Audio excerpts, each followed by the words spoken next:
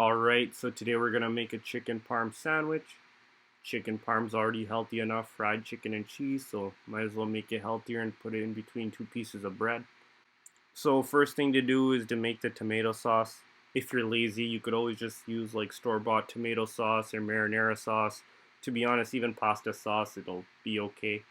So I'm just going to start with dicing half a small onion. Then I'm just going to smash and grate a few cloves of garlic.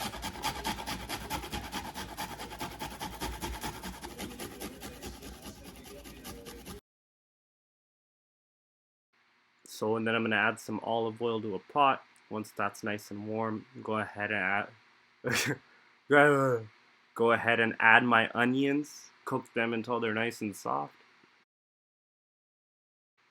Then you want to add your garlic. Cook that like 30 seconds until it's nice and fragrant. Add some tomato paste.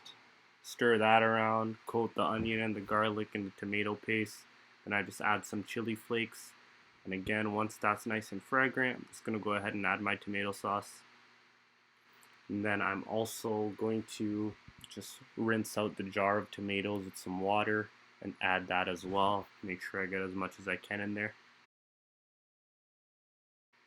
So now you could go ahead, season with some pepper, some salt.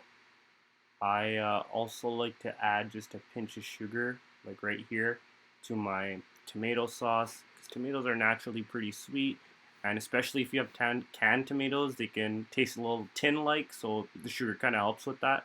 Then you want to just cook that down until it's as thick as you want it. This is maybe like 10 minutes later. I'm just going to set that to the side, work on our chicken. Now you beat your meat. You just want to pound it until it's nice and thin. It'll cook even and quicker that way. Season, salt, pepper, garlic powder, onion powder, paprika. I'd probably also use cayenne, but I was out. Then you just want to mix it all together. Make sure both sides are nice and coated in the seasoning. So now we just want to bring some oil up to temperature while we do the next step. By the time we're done, it should be ready to go, ready to fry. I'm going to set up our dredging station. To be honest, I hate this part. I'm a really messy person, so this is just a mess waiting to be made. No matter how hard I try, there's going to be flour everywhere, panko on the counter, but whatever. So pretty much we're dipping the chicken into the flour, then the eggs, and then the panko. The flour sticks to the chicken, the egg sticks to the flour, and then the panko breadcrumbs stick to the egg. You want to aggressively push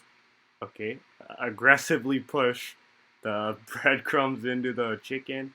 Make sure each crevasse is nice and coated so it gets maximum crispiness.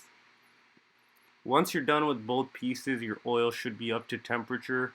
So I'm just laying both pieces in here. Should take about 5 minutes per side. I just periodically look at the bottom, see how nice and crisp it's getting. Once it's as crispy as I want it, I'm just going to go ahead and give it a flip. You guys can hear the nice sizzle here.